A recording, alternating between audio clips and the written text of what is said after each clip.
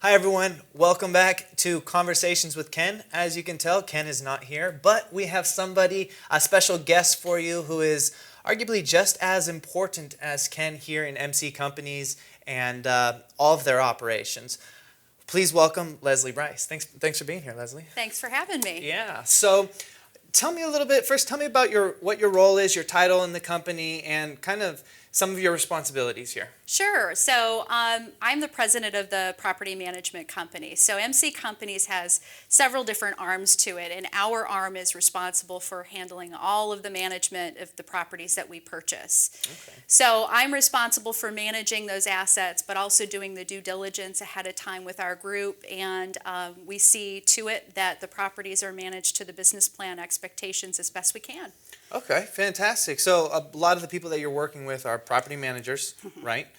So who are some of the other people that you deal with on a day-to-day basis? Sure. So in our property management group, like any other property management group, we've got site managers who manage all the individual properties out in each of the regions. And so we've got properties in multiple regions, and we have to have leaders at each of the sites. So the property manager is our very key role in making sure we've got somebody who can work super autonomously. Also, we've got folks who are in the office like the assistant manager, or we call them the leasing manager, because we really want their emphasis on leasing and sales. Mm-hmm. We work really hard to have systems within our organization that help to post rent and take care of leases and take care of work orders. But the ultimate is making sure we're serving the needs of the customers but selling. So our leasing manager. We also have leasing agents, and those folks help to show prospective residents our homes and work to make sure they stay as full as possible. Maintenance is another critical piece, so our management group, from the maintenance standpoint, is the service manager is what we call them. We want them really focused on providing the highest amount of service to our residents. And taking care of getting the units ready and work orders in between times that the units become vacant, and maintenance technicians help to support them. Okay. Housekeepers are also a very critical role, and they've actually proclaimed their position to be a hospitality specialist. Okay. It's really important to us, as these are some of our longest term employees. I've got multiple 10-year plus team members that are hospitality specialists, and we gave them an opportunity to define their role. Yeah, I love that. And it sounds like the underlying theme, although you're dealing with things that, maintenance and property management, things like this, really the underlying thing is dealing with people. Is that right? That is everything. Okay. So how do you manage, not just as your role in managing your employees, but how do those people manage those relationships with the different tenants or the people that they deal with? Well, I think it always, for us, it starts most with making sure we hire right. It's hiring for attitude and training the systems and making sure the systems work as routinely and without a lot of extra effort. Those systems have to be low-key if they're going to focus on the residents' needs. Mm-hmm. And so if their sole goal is to satisfy the customer, we end up having a great deal of longevity with the renters who live at our properties. So it starts with the hire for sure, and then we train our systems around that. A lot of our investors who are watching this video are coming in the residential aspect, single-family homes and stuff, and a lot of them think that, some of them don't even want to get into it because I don't want to be knocking on doors, collecting rents, getting phone calls, fixing toilets in the middle of the night. And some of them think, okay, well, maybe I have to have a huge portfolio before I can have a team to be able to help me with some of those things. What would you say to an investor who's, looking to kind of have some of those responsibilities taken off of his shoulder, wants to grow, but doesn't really know what quite to do? I think that's such a great question. We look at this question often, even being a large management company and owner of residential real estate. We still ask ourselves the questions, is it the right is it the right thing for us to be managing these properties? We know how to manage our properties, but what we don't know is how to manage in areas we haven't operated before. And so what's really important to us when we go into a new market, for example, or even a new neighborhood, is to find out from the experts who manage in that area more about how best to manage that property. I'll give you an example.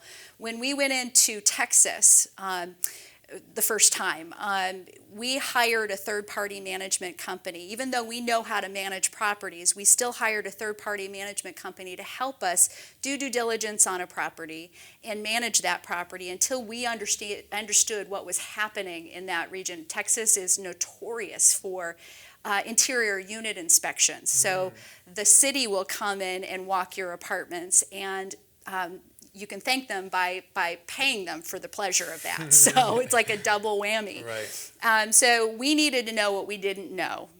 So we got a footprint into the region. We actually bought a management company there once we really understood what was happening. And the local folks told us exactly what we needed to know. So it was really important to hire a third party, but I feel like having the property management experience helped us to be able to manage those management companies even better. So you mentioned it's important to have experience, to have at least a base knowledge so that when you are going to look for a property management company, you know the right questions to ask and how to interview them.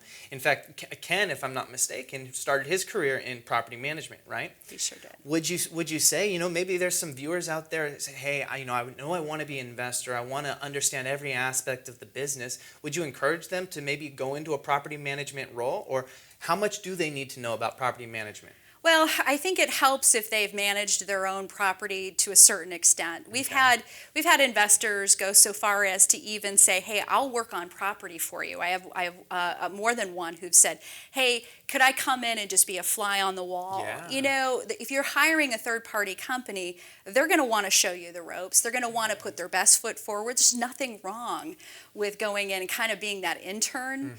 That way, you're learning with professional guidance. Yeah.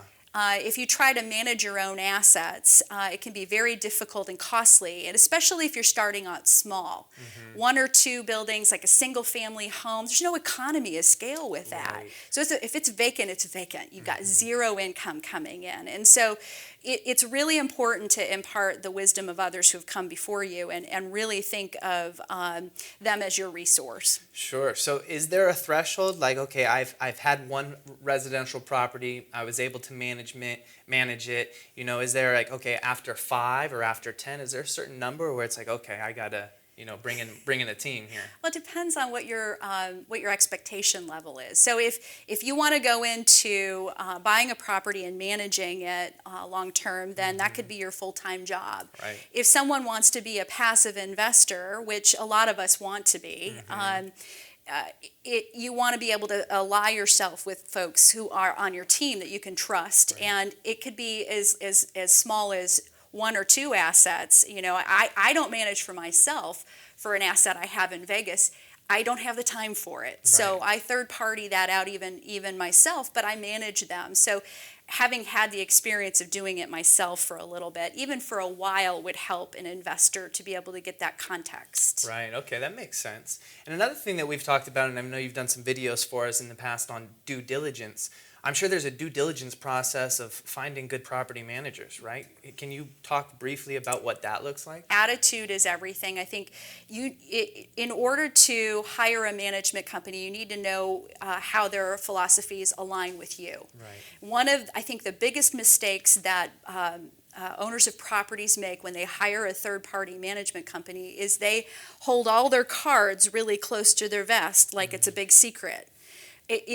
When you share your pro forma, when you share what you thought you could do with an asset, it's amazing what can happen. Oftentimes they can help you manage to that. Even if they thought originally it was like a pie in the sky type of opportunity, the more you share that full business plan with the folks that are managing the property at the site level, all of our folks know the business plan. They understand it, and they get what our end game is. We're long-term holders, but we want to exit the investor's cash as soon as we can through a refinance and continue to manage it, or to sell it.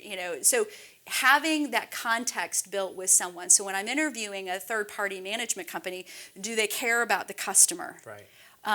Shopping them. So if they're a good management company, they're going to have other properties that they're managing. Right. You can go shop them. Right. Go see how their teams treat the customer. It would be like if you're looking for someone to build a website, you'd maybe go look at their portfolio and some of the things they've done, right? That's 100% true. So that those behaviors, I think, are the most important. Not so much somebody's sexy website Right. selling property management. That doesn't matter to me at all. Are they going to serve the needs of my customers? Because those customers are the reason why we get cash and are able to make distributions to our investors. So it sounds like, obviously it's a culture fit or a philosophy fit, and something that you probably need to be clear on before you're going into any investment is, hey, what do I want this investment? What's my philosophy? Am I investing for the long term? Am I investing for cash flow, or what am I investing for? And make sure that lines up with them. Exactly. Have a plan for that asset. Awesome. Awesome. One of the things you guys do is force equity, right? Is that which oftentimes changes in the property, whether it's, adding a laundry unit or adding a garage or whatever it may be. So that's probably something, or would it be something that you want to have in mind before going in, choosing your property management, someone who can adapt and change with you over time like that? That's a very good question. If you can really stress their bandwidth if they're not tested in that way. We had issues with that internally as a company, and had to come up with another way of making sure that those units got done, and making sure that you underwrite enough money to get the work done, because it's never as easy as you think it will be. Right. But you need to get the deal. So if you underwrite too much, you might not make an offer that will actually result in getting the property. But the key is really balancing that. And here's, I think, one of the most key thoughts for any investor out there, because there's a lot of pride that comes with owning a property, right? So one of the biggest issues that I see is they're stuck on, mine is the best on the block. Mine's going to be worth more because I feel this way about it. Right. You got to keep your emotions out of it. It has to be, what are the facts? Who else is doing it in the area? And err on the side of caution. Right. And don't over improve the building. Right. You put a mansion in the hood. Not going to work. Right. Yeah, you're just going to have somebody beating on the mansion. Awesome. Awesome. Well, it's been awesome talking with you. I learned a ton. Every time we talk, I learn. And thank you so much for the videos you've already done for us. I'm sure we're going to be doing more videos with you in the future. If you guys have any questions, comment below. Send us an email to videos@kenmcelroy.com. Check out kenmcelroy.com. We got tons of premium videos on there, a whole bunch of free videos as well, more just like this one. Thanks for watching, and we'll see you next time.